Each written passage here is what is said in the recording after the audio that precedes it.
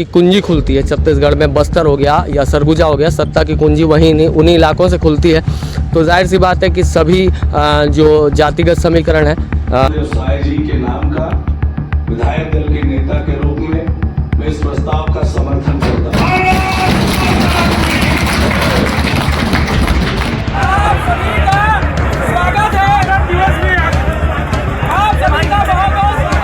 आप लोग उनको चैलेंज के तौर पे देंगे कि अमित शाह जी ने एक वादा किया था, किसी स्टेज से कहा था कि नक्सलवाद हमें सत्ता में लाइए, नक्सलवाद का समूल नाश हम करेंगे। ये 15 साल में डिप्टी सीएम नाम का कोई संवैधानिक पद तो होता नहीं है। आवश्यकता नहीं है, मतलब नहीं आवश्यकता क्या 1 या 2 होना चाहिए, या मुख्यमंत्री स्वयं सक्षम है पूरी कमान संभालने में? क्या जो कैबिनेट के और मंत्री हैं जो शिक्षा देखें, स्वास्थ्य देखें, वो चेहरा कैसा हो? ये तो पूरा देश अब जान रहा है कि महादेव ऐप के माध्यम से सट्टा का कारोबार किस तरह हुआ, कौन कौन से राजनेता है किस इसकी सरकार थी, भाजपा की सरकार थी। आज भारतीय जनता पार्टी को सरकार बनाना है तो नक्सलवाद की बात कर रहे हैं। केंद्र में उनकी सरकार है, CRP या BSF सैन्य उनके अंडर में, क्यों नहीं नक्सलवाद को खत्म करती है? नहीं थी और अब है। तो एक और बातें आती हैं अतुल जी की, जैसे बीजेपी के नेता ये कहते हैं कि कांग्रेस के राज में सट्टा, कट्टा, गुंडागर्दी, शराब रखते हैं। देखिए क्या है, मैं अगर सरकार के गिरने का एक बहुत बड़ा मुख्य कारण मानूं तो एक वो है युवाओं के साथ जो छलावा के तहत भूपेश बघेल जी को मुख्यमंत्री का पद दिया गया था। 2.5 वर्ष का कार्यकाल लोग का निर्धारित हुआ। उन्हीं चर्चा परिचर्चा तो चल रही है, लेकिन कुछ आरोप प्रत्यारोप के दौर भी चल रहे हैं। जैसे बृहस्पति सिंह TS बाबा के लिए कुछ कह रहे हैं और TS बाबा भी पलटवार कह रहे हैं। चूक तो कहीं नहीं रह गई है मेरे हिसाब से। जितना 5 साल में माननीय भूपेश बघेल जी ने काम किया है, 15 साल की सरकार ने उतना काम नहीं किया है। चाहे मैं एक उद्योगपति ईश्वर साहू जी को टिकट देने के पीछे मैं जो समझता हूँ कि उसके पीछे कारण ये है कि जो सरकार बिल्कुल गंभीर नहीं थी किसी अपराध के प्रति। शर्मा जी आदरणीय वो खुद एक यूथ लीडर हैं और युवा मोर्चा से रहे हैं। यूथ लोग को भी इच्छा है कि हाँ वो ऐसे डिप्टी CM बने, एज ए डिप्टी CM बने, ताकि कुछ के वक्त जो घोषणा पत्र जारी किया था, चाहे बेरोजगारी भत्ता हो, धान का समर्थन मूल्य हो, वो मैं चाहता हूँ मंत्रिमंडल के गठन के बाद ठगने का ही कार्य किया। और जनता ने बता दिया है कि कभी भी अगर भ्रष्टाचार की आप लहर बहाएंगे तो आप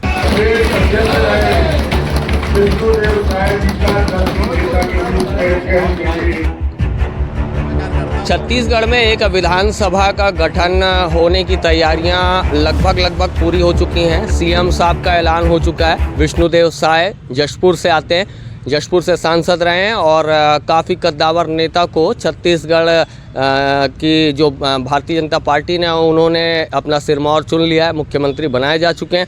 अभी कैबिनेट का डिसीजन होना बाकी है, कैबिनेट में कैसे कैसे दायित्व मिलेंगे, किन किन को कैसा कैसा प्रभार मिलेगा। तो काफ़ी उत्साहित है भाजपाई खेमा और हम कोशिश करेंगे कि वहाँ एक विधानसभा चलती है तो एक मिनी विधानसभा है जहाँ से हमने चुनाव के पहले भी एक रिपोर्टिंग आप तक पहुँचाई थी। ये सिविक सेंटर का इलाका है और यहाँ पर लोग चर्चा परिचर्चा के लिए सारे राजनेता, जननेता, व्यापारी, सामान्य व्यक्ति सभी लोग यहाँ पर बैठते हैं। आपस में राजनीतिक और जो लोकतांत्रिक व्यवस्था की है चर्चा होती रहती है। आज कोशिश करेंगे कि इसी मिनी विधानसभा से आपको जो अभी जो फैसला है बीजेपी का, कुछ बीजेपी के लोग हैं, कुछ कांग्रेस के लोग हैं, उनसे भी बात कर लेंगे। रोहित थोड़ा बैठने देंगे। हाँ रोहित, कैसा लग रहा है अभी जो विष्णुदेव साय जी को मुख्यमंत्री बनाया है? देखिए क्या है कि विष्णुदेव साय जी बहुत ही नम्र व्यक्ति हैं और संगठन के जानकार हैं और आदिवासी समाज से आते हैं। इस चीज़ की आवश्यकता बहुत सालों से मांग हो रही थी और भारतीय जनता पार्टी ने इस बात को समझा है। सबसे अच्छी बात है कि 5 साल की जो भ्रष्ट कांग्रेस की सरकार थी, जिसने किसी भी क्षेत्र को बख्शा नहीं, चाहे हम युवा हों, चाहे माताएं हों, चाहे किसी भी वर्ग को ठगने का ही कार्य किया। और जनता ने बता दिया है कि कभी भी अगर भ्रष्टाचार की आप लहर बहाएंगे तो आपको गर्त में गिरना पड़ेगा। और माननीय भूपेश बघेल जी और उनकी सरकार के साथ यही हुआ है और हम लोग काफ़ी उत्साहित हैं और हम चाहते हैं कि मोदी जी की गारंटी एकदम सफल हो और हम लोग उनके नेतृत्व में सदा कार्य। अतुल साहब हैं कांग्रेस से, भैया क्या किस रूप में ले रहे हैं? जब भारतीय जनता पार्टी ने क्लियर मैंडेट एक तरह से हासिल किया, उसके बाद में विष्णुदेव साय जो बहुत सारे नाम चल रहे थे, रमन सिंह को बनाएंगे और भी नाम चल रहे थे, रेणुका सिंह को बनाएंगे, लेकिन ओवरऑल जो है एक आदिवासी नेता को नेतृत्व दिया गया। अब कैसा देखते हैं, कैसे सरकार चले, क्या कहना चाहते हैं कांग्रेस को? सबसे पहले तो आपके चैनल के माध्यम से मैं नवनियुक्त मुख्यमंत्री जी को बधाई देना चाहता हूँ और ये आशा करता हूं कि उनने भारतीय जनता पार्टी ने चुनाव के वक्त जो घोषणा पत्र जारी किया था, चाहे बेरोजगारी भत्ता हो, धान का समर्थन मूल्य हो, वो मैं चाहता हूँ मंत्रिमंडल के गठन के बाद तुरंत वो राशि जारी की जाए और अपने वादे में कायम रहा जाए और उनके उज्जवल भविष्य की मैं कामना करता हूँ। अभी 2 डेट आ गई हैं जिसमें कहा जा रहा है कि जो बोनस है वो प्रदान किया जाएगा और योजनाओं पे भी जल्द से जल्द अमल किया जाएगा। क्या लगता है ये जो फॉर्मेट है भैया, ये इसको विष्णुदेव साय में जो लीडरशिप है, आप पुराने व्यक्ति हैं, भाजपा से जुड़े हुए हैं, आप जानते होंगे उन्हें, उनकी जो लीडरशिप है वो किस तरह की है, कैसे प्रभावी रहे हैं और क्या क्या उनकी जो कार्यशैली है उसके बारे में थोड़ा सा बताएं। तो विष्णुदेव साय एक आदिवासी नेता हैं और आदिवासी क्षेत्र से आए हैं, किसान परिवार के बेटे हैं। आदिवासी प्रथम मुख्यमंत्री के रूप में इस प्रदेश में उन्होंने कार्यभार संभाला है, संभालेंगे अभी शपथ ग्रहण के साथ में, और भारतीय जनता पार्टी ने उनको दायित्व दिया है, उसका पूरा निर्वाह करेंगे।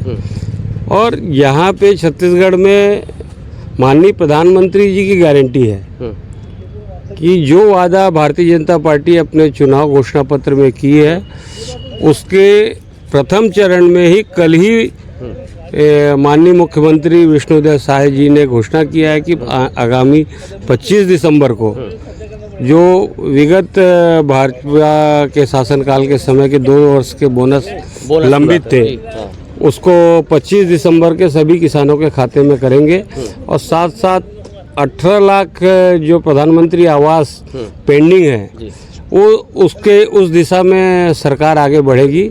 और मुझे पूरा आशा है कि विष्णुदेव साय यहाँ पे 2 बार संगठन का कार्य देख चुके हैं और अभी मुख्यमंत्री के रूप में शपथ लिए हैं, तो उनको भारतीय जनता पार्टी के कार्यकर्ताओं से लेके हर किसी का समर्थन मिलेगा और सत्ता और संगठन के बीच में वो ज़्यादा अच्छे से तालमेल कर सकते हैं, क्योंकि वो केंद्र में भी मंत्री रहे हैं और संगठन का कार्य भी देखा है। डिप्टी सीएम की चर्चा चल रही है रोहित की, मतलब अभी डिप्टी सीएम पे भी बातचीत हो रही आ रहा कि कुछ चैनलों ने ब्रेक भी कर दिया था डिप्टी सीएम के तौर पे विजय शर्मा जी को और जो प्रदेश अध्यक्ष हैं अरुण साहू जी को ब्रेक कर दिया था, लेकिन वहाँ से स्टेटमेंट आया कि जब तक अभी मतलब फाइनल डिक्लेरेशन नहीं होता कोई भी मीडिया ट्रायल्स में ना हो।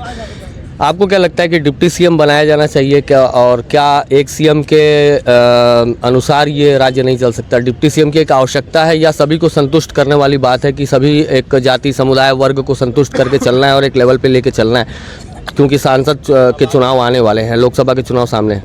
देखिए भैया, ये क्या है, ये तो पार्टी और संगठन का निर्देश और आदेश होता है और ये संगठन में सर्वोपरि होता है और भारतीय जनता पार्टी में तो चीज़ें हैं ही हैं। यहाँ पे संगठन और ऊपर के द्वारा तय कर दिया जाता है और वैसी है, ऐसी कोई बात नहीं है। साहू समाज साहू जी हमारे प्रदेश अध्यक्ष रहे और बहुत अच्छा नेतृत्व में उन्होंने कार्य किया और आप देख सकते हैं छत्तीसगढ़ में जो कांग्रेस का कुशासन था उसको कैसे उन्होंने सामने लाकर अच्छा नेतृत्व किया उन्होंने। विजय हमारे शर्मा जी आदरणीय, वो खुद एक यूथ लीडर हैं और युवा मोर्चा से रहे हैं। यूथ लोग को भी इच्छा है कि हाँ वो ऐसे डिप्टी सीएम बने, एज ए डिप्टी सीएम बने, ताकि कुछ यूथ के लिए और अच्छा छत्तीसगढ़ में वातावरण बहुत अच्छा बने।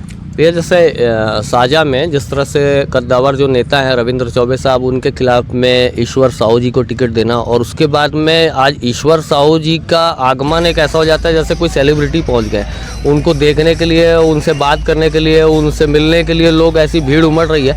और ये भी नाम लोगों के द्वारा कहा जा रहा है कि ईश्वर साहू जी को जब यहाँ तक लेकर आए तो उन्हें मंत्रिमंडल में भी मंत्री का एक पोस्ट मिलना चाहिए। तो इस तरह से एक सामान्य से परिवार से आने वाले व्यक्ति को एक बहुत उच्च स्तरीय स्थान मिला। तो क्या ये बीजेपी की स्ट्रेटेजी कैसी रही? क्या इस स्ट्रेटेजी ने बहुत प्रभाव डाला पूरे स्टेट के चुनाव में? देखिए, ईश्वर साहू जी को टिकट देने के पीछे मैं जो समझता हूँ कि उसके पीछे कारण ये है कि जो सरकार बिल्कुल गंभीर नहीं थी किसी अपराध के प्रति। वहाँ पे उनके बेटे की हत्या होती है और एक रिक्शा चालक ईश्वर साहू के घर में न गृह मंत्री यहाँ के लोकल होने के बावजूद और साजा के विधानसभा क्षेत्र में आता है वो क्षेत्र, और मंत्री जी भी वहाँ गए नहीं। ऐसा असंवेदनशील व्यवहार जो था, भारतीय जनता पार्टी छत्तीसगढ़ की जनता के सामने लाने की कोशिश की कि कांग्रेस में जो मंत्री हैं वो जनता के प्रति संवेदनशील नहीं है। वो एक मैसेज देने के लिए ही ईश्वर साहू को टिकट दिया गया। राजनीतिक रूप से उनका अनुभव अभी नहीं है, लेकिन धीरे धीरे नेताओं के साथ रह के और विधानसभा में जाके राजनीतिक अनुभव प्राप्त करेंगे तो कोई भी पद ले सकते हैं। भैया गलती कहाँ रह गई, मतलब जो खामी है वो कहाँ, चूक कहाँ पर रह गई कि मतलब जो कांग्रेस के लिए इतना सारा नुकसान हो गया, उसके बाद आज सत्ता पक्ष से एक तरफा विपक्ष में आना और उसके बाद क्लियर मैंडेट बीजेपी को मिलना, कहाँ पर क्या चूक रह गई? चूक तो कहीं नहीं रह गई है मेरे हिसाब से। जितना 5 साल में माननीय भूपेश बघेल जी ने काम किया है, 15 साल की सरकार ने उतना काम नहीं किया है। चाहे मैं एक उद्योगपति होने के नाते बोलूँ, चाहे संपत्ति कर मात हो, मालिकाना हक हो, 2% किराया हो, ये सब जो उद्योगपति और छत्तीसगढ़ के व्यवसायी को दिया है, जो आज तक 15 साल के पहले की भी जो सरकार थी उनने नहीं दिया है। किसानों का धान का बोनस हो, बस्तर में जो मक्का है उसके लिए बोनस हो, तमाम मितानीन और रसोइया उनके लिए जो उनका मासिक वेतन उसमें बढ़ोतरी, इतना काम का किया है अपन ने। अब इसमें बैठक होगी, चर्चा होगी विधानसभा बाहर, कहाँ पर क्या हुई है, ऐसा तो कोई चूक नहीं है। अब जो जनता ने, लेकिन बड़े बड़े नेताओं को हार का सामना करना पड़ा, गृह मंत्री हो गए, कृषि मंत्री हो गए और नगरीय निकाय मंत्री हो गए, इस तरह से जो बड़े कद्दावर चेहरे रहे हैं उनको एक बार शिकस्त हुई, तो कुछ तो एक समीक्षा का दौर चल रहा होगा, आला कमान कर रहा होगा। हालांकि जो निचले स्तर पे जो कार्यकर्ता सोचते हैं वो क्या होता है? मेरे ख्याल से चाहे वो अपन गृह मंत्री की बात करें, चाहे और भी मंत्रियों की बात करें, जितना विकास उनने अपने विधानसभा क्षेत्र में और संपूर्ण छत्तीसगढ़ में किया है, और मतदाता ने क्या किस कारण से वोट नहीं दिया कांग्रेस को, ये सोच का विषय है। इसमें जब बैठक होगी विधानसभा बाहर और प्रदेश स्तर की बैठक होगी, उसमें चर्चा की जाएगी, सभी लोग से एक एक चीज़ से पूछा जाएगा कहाँ चूक हुई है, उसमें देखा जाएगा। कांग्रेस की अंदरूनी चर्चा परिचर्चा तो चल रही है, लेकिन कुछ आरोप प्रत्यारोप के दौर भी चल रहे हैं। जैसे बृहस्पति सिंह टीएस बाबा के लिए कुछ कह रहे हैं और टीएस बाबा भी पलटवार कह रहे हैं, और उन्होंने कहा कि टीएस बाबा जी ने एक तरह से मतलब नुकसान पहुंचाने की कोशिश की, बृहस्पति सिंह जी की ओर से कहा गया। हालांकि पार्टी आला कमान ने उनको शोकॉज नोटिस भी जारी किया और क्लियरिफिकेशन के लिए उनको दिल्ली तलब भी किया हुआ है। तो ये सारी स्थितियां, कुमारी शैलजा के ऊपर भी काफ़ी कुछ कहा गया है और प्रदेश प्रभारी के तौर पे उन्होंने काफ़ी कुछ काम नहीं किया और एंटी काम हुआ है। इस तरह से जो आरोप प्रत्यारोप और बयानबाजियों का दौर चल रहा है, ये जो समीक्षा चल रही है उसमें आरोप प्रत्यारोप कांग्रेस की ओर से एक दूसरे पर लगाए जा रहे हैं, तो क्या लगता है आपको ये जो बीजेपी है वो उसको किस रूप में देखती है? देखो, भारतीय जनता पार्टी उनके कांग्रेस के अंदरूनी लड़ाई में नहीं पड़ना चाहती है, लेकिन ऊपरी तौर से जो देखने को मिला, जैसा हम लोग समाचार पत्रों के माध्यम से, आप लोग के चैनल के माध्यम से, अन्य माध्यम से पता चला कि एक समझौता के तहत भूपेश बघेल जी को मुख्यमंत्री का पद दिया गया था।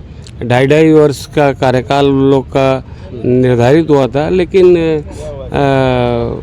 ऐसा लगता है कि जिस तरीके से कांग्रेस ने एटीएम के रूप में छत्तीसगढ़ को उपयोग किया है, वो केंद्र की कांग्रेस जो संगठन है उसका वो फुलफिलमेंट पूरा कर रहे थे। इसलिए टीएस सिंहदेव जैसे सौम्य आदमी को कांग्रेस ने 2.5 साल की अवसर प्रदान नहीं किया, तो उसका नुकसान उनको सरगुजा क्षेत्र में पहले 14 की 14 सीट थी, अब 14 के 14 का नुकसान होकर मिला है। आपसी लड़ाई निश्चित है कि रोहित, जैसे आप युवा हैं और जैसे अभी युवा बेरोजगारी के लिए लेकर बीजेपी ने काफ़ी बड़ा आंदोलन किया था, अब युवा बेरोजगारी को दूर करने के लिए अपनी पार्टी से आप क्या कुछ कहना चाहते हैं? अपनी पार्टी से क्या अपेक्षा है कि युवा बेरोजगारी को दूर करने के लिए क्या हो सकता है, और जो भत्ता वगैरह की बात है या फिर जो उनको स्टेबिलिटी की बात है, नौकरियों की बात है, उसके लिए आप अपनी पार्टी से क्या अपेक्षा रखते हैं? देखिए क्या है, मैं अगर सरकार के गिरने का एक बहुत बड़ा मुख्य कारण मानूं तो एक वो है युवाओं के साथ जो छलावा था। छलावा ऐसा था कि आपने बेरोजगारी भत्ता देने की बात कही थी, आपने नौकरियां निकालने की बात की थी, सरकारी नौकरियां, लेकिन आप हर जगह फेल रहे। आखिरी में छलावा किया, आखिरी में चलिए चुनाव नज़दीक आया तो थोड़ा घोषणा भी किए कि हाँ 2500 देंगे, मैं उसमें इतने ज़्यादा क्राइटेरिया डाल दिया जिससे युवा आक्रोशित थे। पीएससी जैसा घोटाला कर दिया गया, कई भर्तियाँ रोक दी गई। भारतीय जनता पार्टी के माननीय मोदी जी की गारंटी है कि युवाओं के लिए रोजगार का सृजन होगा, और हो सकता है भत्ते की बात अब है कि नहीं है मुझे नहीं पता, लेकिन जो होगा रोजगार का सृजन होगा, युवाओं के हित में होगा, और आप देखिएगा युवाओं को मान सम्मान हर चीज़ मिलेगी इस सरकार में। जिस तरह से मोदी जी की गारंटी कहते हैं संकल्प पत्र को, तो अभी वाजिब सी बात है कि जैसे जो 2 डेट्स आ गई हैं उसमें मकानों पे भी बात हो रही है और जो बकाया बोनस था उसको भी देने की बात हो रही है। जितनी भी गारंटी हुई है आगे क्या लगता है कि आपको कितने स्मूथ वे पे भाजपा करा सकती है, क्योंकि एक ओवरलोड तो बढ़ा है भारतीय जनता पार्टी के ऊपर, जो बजट का एक ओवरलोड बढ़ा है क्योंकि समर्थन मूल्य को बहुत बढ़ाया हुआ है, महिलाओं को हर महीने जो देना है उनको और हर साल तक जो 12,000 रुपये देने की बात हो रही है उस पर एक ओवरलोड बजट पे बढ़ा हुआ है। तो किस लेवल पे भारतीय जनता पार्टी इन सारी चीज़ों को मैनेज कर पाएगी?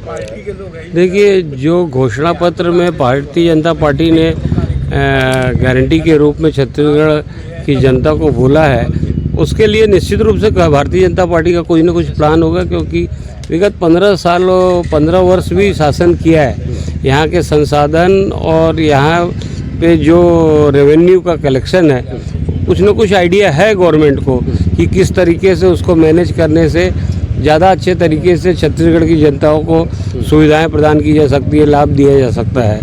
उन सब को क्योंकि ये एक दिन का एक्सरसाइज तो है नहीं, काफ़ी दिनों तक इस पर सलाह मशवरा करके और उस पर निश्चित रूप से भारतीय जनता पार्टी अपने वादों को और मोदी जी की गारंटी को पूरा करेगी। जैसे कि भैया जो प्रदेश की जनता की एक डिमांड रहती है कि अच्छे स्कूल हो, अच्छी पढ़ाई लिखाई हो, अच्छे अस्पताल हो, तो ये जहाँ तक जो ग्रास रूट लेवल पे जहाँ कैलकुलेशन की बात आती है तो बहुत जगहों पे आज भी ऐसा है कि ज़िला अस्पतालों की स्थितियाँ बहुत ख़राब हैं, स्कूलों की स्थितियाँ बहुत ख़राब हैं, कॉलेजों की स्थितियाँ बहुत ख़राब है। हालांकि कई जो संस्थान है, नए कॉलेजेस संस्थान है, IIT जैसे वो बड़े जो एरिना है वो आ भी रहे, लेकिन जो लोकल ग्रास रूट लेवल पे जो पढ़ाई लिखाई या जो अस्पताल या चिकित्सकीय स्तर है वो ना भारतीय जनता पार्टी के शासन में सुधर पाया ना आप लोग के। आप क्या चाहते हैं, विपक्ष के तौर पर अगर आप बैठे हैं तो क्या चाहते हैं, सरकार कैसा नियंत्रण करे इन पर? मेरे ख्याल से अभी 5 साल की सरकार में माननीय भूपेश बघेल जी ने जितने स्कूल खोले और जितना उनका रिनोवेट किया, उनका नाम दिया आत्मानंद के स्कूल में, और प्रदेश के हर बच्चा, अभी और एक और घोषणा की थी KG से लेके PG तक फ्री है। और मैं ये चाहता हूँ, मेरे ख्याल से तो माननीय भूपेश बघेल जी ने बस्तर के उस सुदूर ज़िले तक पहुँच चुके हैं जहाँ पर स्कूल नाम की कोई चीज़ नहीं थी, वहाँ स्कूल खोल दिया और अपन शिक्षा के नाम से इतने ऊंचे शिखर में पहुंचे। और आज हर बच्चा प्राइवेट स्कूल से में ना पढ़कर आत्मानंद स्कूल में पढ़ना चाहता है। और कुछ चीज़ें बच गई होगी, मैं आगामी जो सरकार है उनसे ये आशा करता हूं कुछ जो चीज़ें हमने काम नहीं कर पाए थे कुछ वो काम करें। अतुल जी का कहना है कि बस्तर सुदूर अंचल तक स्कूल की सुविधा दी गई और आत्मानंद स्कूल दिया गया, और इस वजह से लेकिन हार तो हार होती है, हार तो बस्तर से भी हार गए, सरगुजा से भी हार गए। ये आत्मानंद स्कूल की जो बात कर रहे हैं, भारतीय जनता पार्टी अपने पिछले कार्यकाल में ये अंग्रेजी माध्यम के स्कूल की शुरुआत कर दी थी। भिलाई एक शिक्षाधानी के रूप में है, भिलाई में भी 2 स्कूल चालू हो गए थे और वो भी CBSE पैटर्न में चालू हुए थे, क्योंकि यहाँ पे देखा गया है कि CG बोर्ड के स्कूलों की डिमांड कम थी, उसके लिए राष्ट्रीय स्तर की शिक्षा सबको प्राप्त हुए। छत्तीसगढ़ की पूर्व भाजपा सरकार ने इसको CBSE अंग्रेजी माध्यम स्कूल को चालू किया था, उसी रास्ते में कांग्रेस ने आगे बढ़ाया इसको। रोहित, जैसे कि बोलना चाहिए कि जैसे इन्होंने बताया कि ग्रॉस रूट लेवल पे स्कूल अस्पताल की व्यवस्था, आरोप प्रत्यारोप तो एक दूसरे पर राजनीतिक दल करते रहते हैं। आप क्या चाहते हैं कि जो सुशासन है उसका फॉर्मेट क्या होना चाहिए, क्योंकि हर व्यक्ति को आज जो स्कूली शिक्षा है बहुत महंगी है, आज जो अस्पताल का खर्च है वो बहुत महंगा है, और जो कागज़ बनते हैं जो कहते हैं कि आपको मुफ्त इलाज मिल जाएगा, वो कागज़ या आयुष्मान कार्ड की बात ले लें या स्मार्ट कार्ड की बात ले लें, वो प्राइवेट अस्पताल आज लेने को तैयार नहीं रहते। कई जगहों पे ऐसा हो जाता है कि वो मना कर देते हैं कि नहीं लेंगे हम।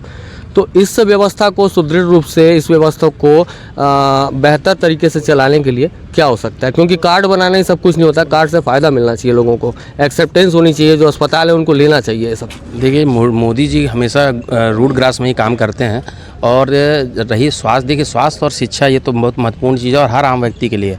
आप देखिए, मोदी जी ने आयुष्मान कार्ड लाया जो पूरे भारत में लागू हुआ। कुछ कारण से यहाँ का जो शासन था, कांग्रेस का शासन था, उसमें क्या था कि जो प्राइवेट अस्पतालों को संरक्षण प्राप्त था, तो वो क्या करते थे, आयुष्मान कार्ड को लेकर नानुकुर करना, आम लोगों को परेशान करना, ये सब काफ़ी चीज़ें थी। और जिस आत्मानंद की बात कर रहे हैं, वो आत्मानंद स्कूल की वास्तविक स्थिति क्या थी वो आम जनता समझ रही थी। वो डेंटिंग पेंटिंग वाला कार्य कर रहे थे और एजुकेशन का स्तर भी उन्होंने गिराया है। भारतीय जनता पार्टी एजुकेशन के लिए बहुत अच्छा कार्य करेगी। और जिस बस्तर की बात कर रहे हैं, भारतीय जनता पार्टी के समय भी शिक्षा व्यवस्था वहाँ तक पहुँची जा चुकी थी। ये तो एक ड्रामा फैलाया जाता है कि बस्तरों में एजुकेशन तब नहीं थी और अब है।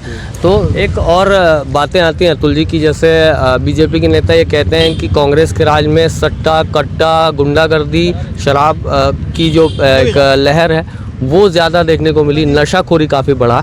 इसका एक जो परिणाम है वो नुकसान के तौर पे कांग्रेस पार्टी को हुआ। आपका क्या कहना है?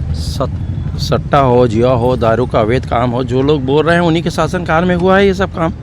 हमारे शासनकाल में इस टाइप का कोई काम नहीं हुआ, एक भी सट्टा, जुआ ये है। और वो जो लोग काम जो व्यक्ति करते हैं चोरी छुपे, वो तो किसी पार्टी के नहीं रहते हैं, उनका व्यवसाय है।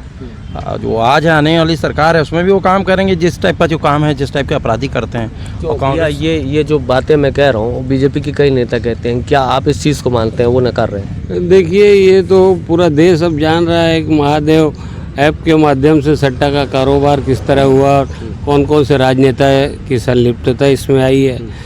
चाहे महादेव ऐप हो, चाहे कोयला घोटाला हो, चाहे जिस तरह के अवैध कार्य होंगे तो अपराध अपने आप उसमें शामिल हो जाता है। अवैध कार्यों में अपराध और अपराधी प्रवृत्ति के लोग शामिल रहते हैं, तो उससे जो पिछली भूपेश सरकार की गवर्नमेंट कैसे मुंह मोड़ सकती है, उस पर हम लोग अंकुश लगाएंगे। और हमारा मेन मोटो है इस चुनाव में, मुख्य हमारा मुद्दा था और 100% अपराध मुक्त करने की कोशिश छत्तीसगढ़ को करेंगे। कहाँ तक सक्सेस हो पाते हैं वो आने वाला समय। छत्तीसगढ़ में नक्सलवाद एक चरम सीमा पे रही समस्या रही है। और मैं जब कुछ समय पहले का जो स्टेटमेंट जानता हूँ अमित शाह जी के, उन्होंने ये कहा है कि आप हमें सत्ता में लाइए और हम नक्सलवाद का समूल नाश कर देंगे, मतलब पूरी तरह से नक्सलवाद यहाँ से समाप्त हो जाएगा। अब क्या लगता है क्या फॉर्मेट रहेगा? पहले मैं अतुल जी से ले लेता हूँ, क्या नक्सलवाद ख़त्म करना अब आप लोग उनको चैलेंज के तौर पर देंगे कि अमित शाह जी ने एक वादा किया था, किसी स्टेज से कहा था कि नक्सलवाद अब हमें सत्ता में लाइए, नक्सलवाद का समूल नाश हम करेंगे? ये 15 साल में नक्सलवाद क्यों नहीं ख़त्म हुआ? आज उनको बीजेपी की सरकार बनानी है, बीजेपी का मैंडेट लेना है, तो उनको याद आ रही है नक्सलवाद ख़त्म करना। हमारे प्रदेश के विगत कुछ साल पहले पूरी की पूरी एक कांग्रेस पार्टी शहीद हो चुकी है इसी नक्सलवाद में, तब उनकी याद नहीं आई। तब प्रदेश में किसकी सरकार थी? भाजपा की सरकार थी।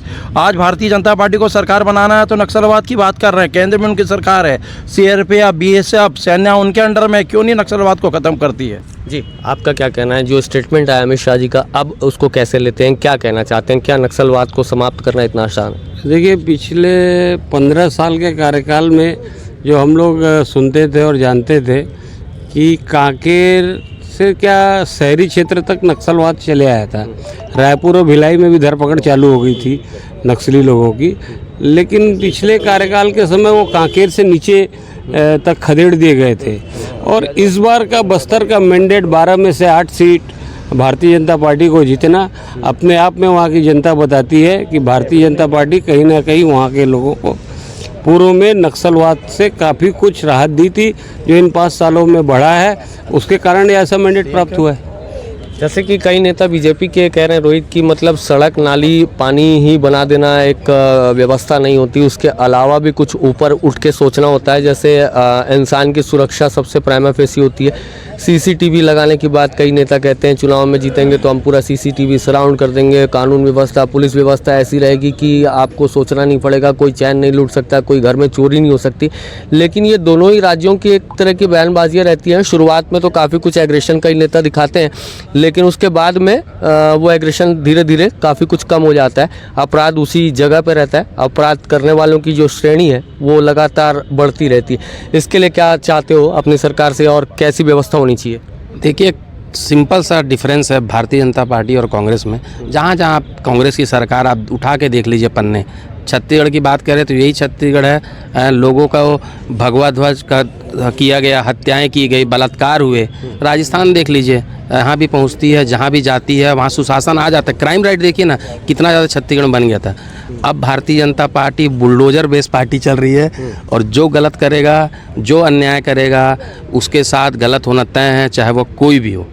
अच्छा, आप लोग, एक अंतिम सवाल सभी से ले लेता हूँ कि मतलब जैसे जो मुख्यमंत्री हैं, मुख्यमंत्री के बाद में जो कैबिनेट का डिसीजन होगा, तो आप लोग बीजेपी की ओर से कैसा चाहते हैं कि गृह मंत्री किस स्वरूप में आए?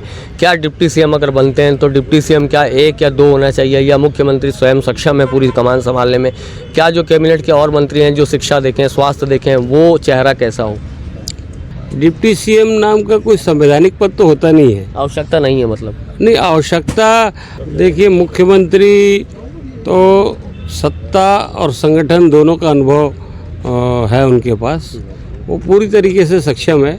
उसको प्रदेश के अलग अलग हिस्सों में ये रहता है कि जैसे लोग पहले बोलते थे कि छोटे राज्यों की आवश्यकता नहीं है, लेकिन वहाँ तक आदमी पहुँच जाता है, छोटे राज्यों में अप्रोचेस बढ़ जाते हैं। तो डिप्टी सीएम एक कैबिनेट मंत्री का ही दर्जा होता है, लेकिन उसके पास कुछ न कुछ सीएम के अनुपस्थिति में पावर रहते हैं कि जिस पे वो निर्णय ले सके। वो एक बेनिफिट छत्तीसगढ़ की जनता को मिलेगा। इसलिए ये भी नहीं बोला जा सकता है कि डिप्टी सीएम का कोई लाभ नहीं है, लेकिन हाँ, संविधान में डिप्टी सीएम नाम का कोई पद है नहीं। वो कैबिनेट मंत्री होते हैं और कैबिनेट मंत्री भारतीय जनता पार्टी में इतने सक्षम लोग जीते हैं कि वो अपने दायित्वों का निर्वाह बखूबी कर सकते हैं। अंतिम सवाल अतुल जी आपसे कि सरकार को, अब आप विपक्ष में हैं, सरकार को क्या सुझाव देना चाहते हैं, ताकीद करना चाहते हैं, या समझाना चाहते हैं, या फिर कुछ कहना चाहते हैं कि सरकार कैसे चले, कैसे नियंत्रण सारी व्यवस्थाओं पे हो सके, जो उन्होंने वादे किए हैं वो आप अगर याद दिलाना चाहें उन्हें? सरकार को तो मेरे को समझाने का और बोलने का भी कुछ मतलब टाइम नहीं है, समय नहीं है। मैं एक आम नागरिक की हैसियत से ये बोलना चाहता हूँ कि भारतीय जनता पार्टी ने जो घोषणा पत्र में जितने वादे किए थे वो वादे पूरी करे, जिस वादे के बल पे उनने अभी सरकार बनाई है और छत्तीसगढ़ की जनता ने उनको मैंडेट दिया है, जो भी वादे थे वो पूरे करें। तो ये इस तरह से ये मिनी विधानसभा भिलाई की सिविक सेंटर इलाका है और यहाँ पर सभी लोग, आप कुछ कहना चाहेंगे? नहीं, बहुत से लोग बोलना अभी नहीं चाह रहे हैं। तो ये आपने उनकी बातें और चर्चा परिचर्चा सुनी, हमने तमाम तरह के सवालात रखे।